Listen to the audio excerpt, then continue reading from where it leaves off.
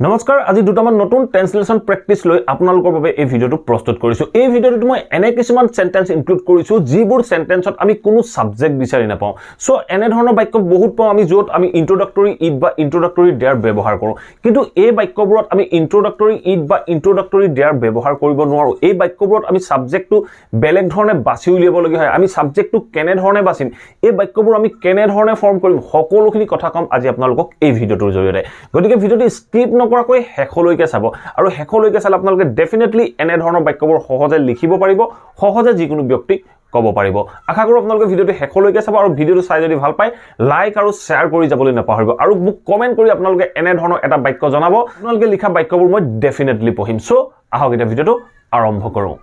এই ভিডিওটোত আপোনালোকৰ বাবে মই দুটাই সেন্টেন্স লৈছো প্ৰথম বাক্যটো কি কৈছো তেওঁক পাৰ্টিটোলৈ নিমন্ত্ৰণ দিয়াটো ভুল আছিল এই বাক্যটো চাওক তেওঁক পাৰ্টিটোলৈ নিমন্ত্ৰণ দিয়াটো ভুল আছিল আমি ধৰক কোনোবা এজন ব্যক্তিক নিমন্ত্ৰণ দিলো মই ধৰক কোনোবা এজন ব্যক্তিক নিমন্ত্ৰণ দিলো তেখেতে পাৰ্টিটোলৈ আহি অভদ্ৰামি কৰিলে মিসবিহেভ কৰিলে সো তেনেকুৱা ক্ষেত্ৰত মই বাক্যটো কৈছো যে তেওঁক পাৰ্টিটোলৈ নিমন্ত্ৰণ দিয়াটো ভুল আছিল তেখেতক পাৰ্টিটোলৈ নিমন্ত্ৰণ দিব নালাগিছিল এনে ধৰণৰ বাক্য আমি সচৰাচৰ ক'ব লগা হয় বা কেতিয়াবা কিছুমান সিচুৱেচনত ক'ব লগা হয় এনে ধৰণৰ বাক্যবোৰত আমি কোনটো ওয়াৰ্ড এজ এ সাবজেক্ট হিচাপে ইউজ কৰিম আপোনালোকে বাক্যটো এবাৰ ভালদৰে চাই লওক সো বাক্যটো কি কৈছে তেওঁক নিমন্ত্ৰণ দিয়াটো ভুল আছিল এই বাক্যটো কোনে বুলি কোৱেশ্চন কৰিলে আমি কোনো এনসাৰ নাপাওঁ কোনে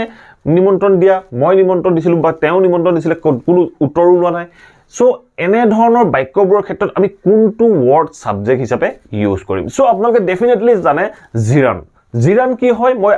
এই সেন্টেন্স কেটা কমপ্লিট কৰাৰ আগত আপোনালোকক থুলমূল এটা আভাস দিলো জিৰান কি হয় ভাৰ্বৰ লগত যেতিয়া আমি আইএনজি যোগ কৰো ভাৰ্বৰ লগত যেতিয়া আমি ভাৰ্বৰ লগত আইএনজি যোগ কৰো আইএনজি যোগ কৰি যেতিয়া আমি ভাৰ্বটো এজ এ সাবজেক্ট হিচাপে ইউজ কৰো তাক কোৱা হয় জিৰান বা আমি আইএনজি যোগ কৰি হে ভাৰ্বটো হয়তো সাবজেক্টিভ পাৰ্টটো ইউজ কৰিব পাৰো নহলে আমি অবজেক্টিভ পাৰ্টটো ইউজ কৰিব পাৰো জিৰান বা টু ইনফিনিটিভ আমি ইউজ কৰিব লগা হয় সো এনে ধৰণৰ বাক্যত আমি যেটো ভাৰ্ব হয় হে ভাৰ্বটো আমি জিৰান ফৰ্মলৈ নি সেন্টেন্সটো ফৰ্ম কৰিব লাগে এটা চাওক তেওঁক নিমন্ত্ৰণ দিয়াটো মোৰ ভুল আছিল এটা চাওক এই বাক্যটোত ভাৰ্ব কি নিমন্ত্ৰণ এই নিমন্ত্ৰণ দিয়াটো সদায় এটা কথা মনত ৰাখিব এনে ধৰণৰ বাক্যৰ ক্ষেত্ৰত আপুনি দেখিব যে তেওঁক নিমন্ত্ৰণ দিয়াটো টু বুলি থাকিব তেখেতক নিমন্ত্ৰণ দিয়াটো ফুটবল খেলাটো হাতুৰাটো এটা ভাল অভ্যাস এনে ধৰণে আপোনালোকে ভাৰ্বটোৰ পিছত টু বুলি পাব সো এই বাক্যটো চাওক তেওঁক পাৰ্টিটোলৈ নিমন্ত্ৰণ দিয়াটো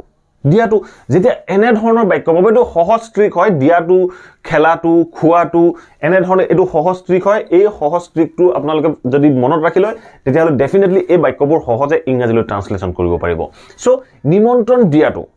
দিয়াটো আমি সাবজেক্ট হিচাপে ইউজ কৰিব লাগিব আমি নিমন্ত্ৰণ দিয়াটো সাবজেক্ট হিচাপে ইউজ কৰিম তেওঁক নিমন্ত্ৰণ দিয়াটো সো আমি হে বাক্যটো এতিয়া কেনে ধৰণে ফৰ্ম কৰিম এই বাক্যটো আমি ফৰ্ম কৰিবলৈ যাওঁতে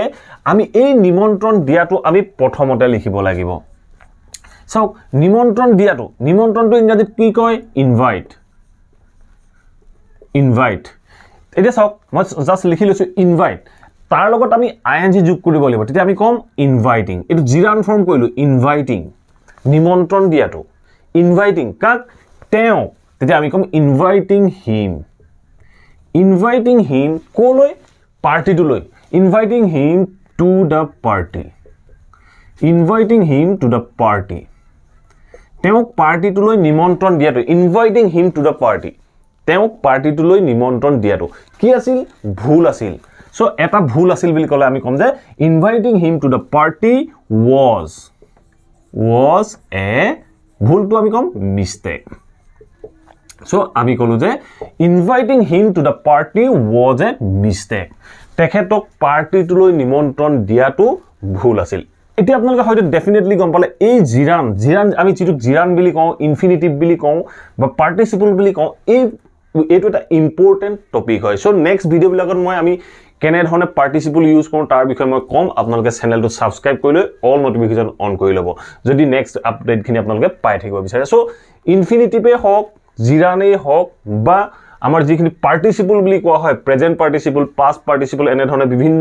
বাক্যত ইউজ কৰিব লগা হয় সো আমি কেনে ধৰণে ইউজ কৰোঁ তাৰ বিষয়ে আপোনালোকক মই কৈ যাম সো আপোনালোকে ডেফিনেটলি গম পালে এই বাক্যটো আমি কেনে ধৰণে ফৰ্ম কৰিব লাগে আমি প্ৰথমতে যেটো ভাৰ্ব পাও হে ভাৰ্বটো আমি কন্টিনিউয়াস ফৰ্ম মিন্স জিৰান ফৰ্ম কৰি আমি ইউজ কৰিব লগা হয় সো আৰু এটা কথা মনত ৰাখিব এইখিনতে মই নেক্সট সেন্টেন্সটো যোৱাৰ আগত আৰু এটা আপোনালোকক কথা জনাই লওঁ সো মই যদি এটা বাক্য কওঁ যে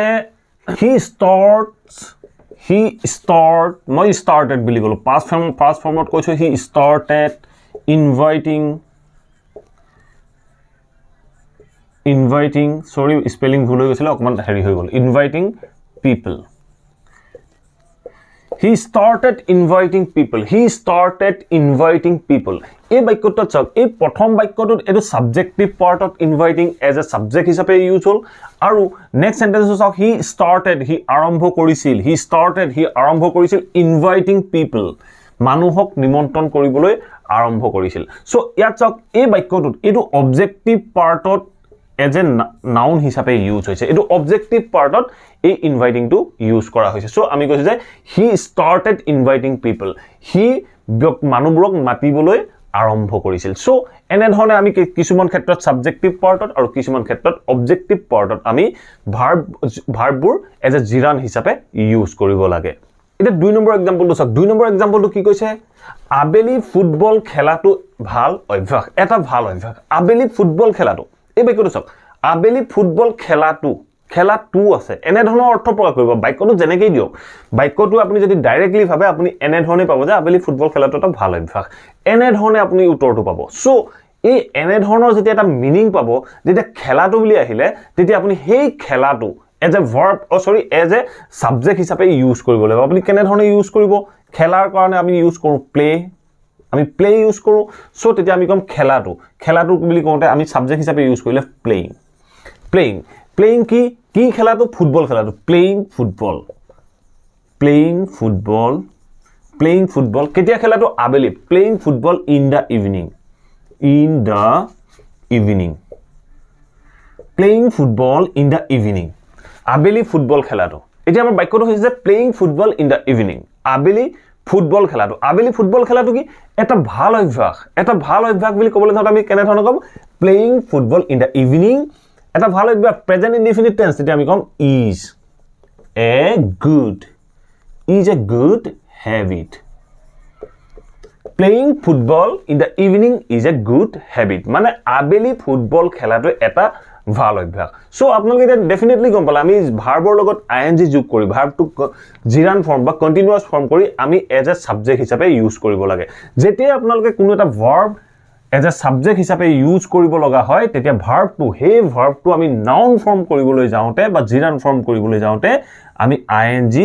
যোগ দিব লগিয়া হয় সো এনে ধৰণেহে আমি বাক্যখিনি ফৰ্ম কৰিব পাৰো এতিয়া কথা হল আমি এনে কিছুমান বাক্য পাই থাকো যেনে আমি ক'ব পাৰো যে Ram is a good boy বা সীমা ইজ এ গুড গাৰ্ল এই ৰাম বা সীমা এইকেইটা কি হল এইকেইটা হল প্ৰপাৰ নাউন এই প্ৰপাৰ নাউন কেইটা আমি সাবজেক্ট হিচাপে ইউজ কৰো বা কিছু ক্ষেত্ৰত আমি কিছুমান বাক্য কওঁ যে he is an honest boy তেওঁ এজন ভাল ল'ৰা হিটো কি হয় হিটো এটা প্ৰনাউন হয় সো সেই প্ৰনাউনটো আমি সাবজেক্ট হিচাপে ইউজ কৰিছিলো সো এতিয়া চাওক আমি এই বাক্যবোৰত আমি ৰাম সীমা বা হি তেনে ধৰণৰ কোনো প্ৰনাউনক এজ এ সাবজেক্ট হিচাপে ইউজ কৰা নাই আমি যেটো ভাৰ্ব হয় হে ভাৰ্বটো নাউন কৰিবলৈ যাওঁতে আমি ing যোগ কৰি এজ এ সাবজেক্ট হিচাপে ইউজ কৰিলো আপোনালোকে যদি এই বাক্যবোৰৰ লগত সহজ হ'ব বিচাৰে তেতিয়া হলে আপোনালোকে যিমান পাৰে এনে ধৰণৰ বাক্য প্ৰেক্টিস কৰাৰ কাম আৰম্ভ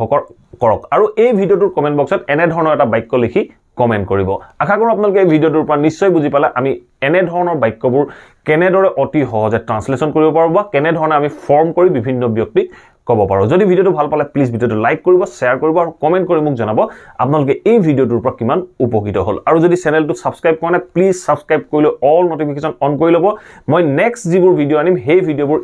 ইংলিশ গ্ৰামাৰ বা স্পোকেন ইংলিশৰ লগত ৰিলেটেড হ'ব গতিকে আপোনালোকে তাৰ আপডেট পাই থাকিব আৰু সকলোখিনি কথা শিকি থাকিব পাৰিব so thank you for watching this video